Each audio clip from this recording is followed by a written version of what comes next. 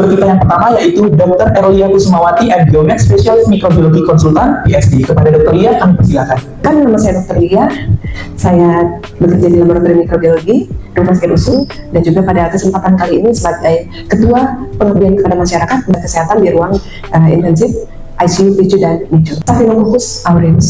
Staphylo artinya buah anggur, coccus artinya gula, aureus itu berasal dari kata aurum. Aurum itu emas. Jadi warna koloni dari Staphylococcus aureus ini kekuningan. Apa yang istimewa pada aureus ini sehingga kita perlu buru dia sebagai target buruan di ketiga ruangan critical care ini? MRSA atau Staphylococcus aureus yang resisten methicillin ini adalah bakteri patogen utama penyebab infeksi nosokomia. Jadi dia paling sering menyebabkan infeksi nosokomia di ruangan ICU tempat kita bekerja, yang tak akan terlihat kalau tidak di swab dan diperiksa di laboratorium menggunakan mikroskop. Pagi, yang pertama terima kasih dari saya kepada Dr. Lia sudah mengajak ikut dalam pengabdian masyarakat kali ini.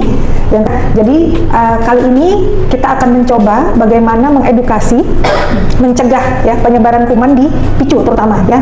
Kemudian dia tidak infeksi, jadi terinfeksi oleh karena kuman dari pasien yang lain. Yang pertama mencuci tangan.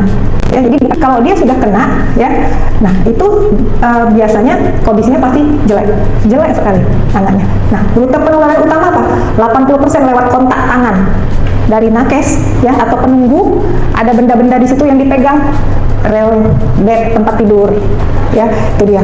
Nah, itu pindah ke pasien lain. Nah, itu yang kita jaga. Jadi dari tangan nakes, kemudian benda yang sering disentuh, kemudian ke pasien lain. Jadi di mana yang harus kita putuskan mata rantai ini? Cuci tangan. Cuci tangan. Jadi nggak bosan-bosan kita bilang cuci tangan itu. Ya, apapun itu. Kalau bisa kurang besar kita buat di PICU itu cuci tangan sebelum dan sesudah. Jadi kita langsung aja start. Tentu MRSA ini semua intensive care unit bisa, apalagi di dewasa. Dewasa sendiri nanti ada ICU surgical ataupun ICU medical, ICU general. Di rumah sakit kita sendiri yang ada memang penggabungan. Jadi antara post-op dan general ICU kita gabungkan, tetapi kurang lebih sama nih. Jadi makanya di atas misalnya faktor resikonya pasien yang lama rawat ICU-nya lebih lama dirawat memiliki kerentanan tinggi terhadap infeksi MRSA.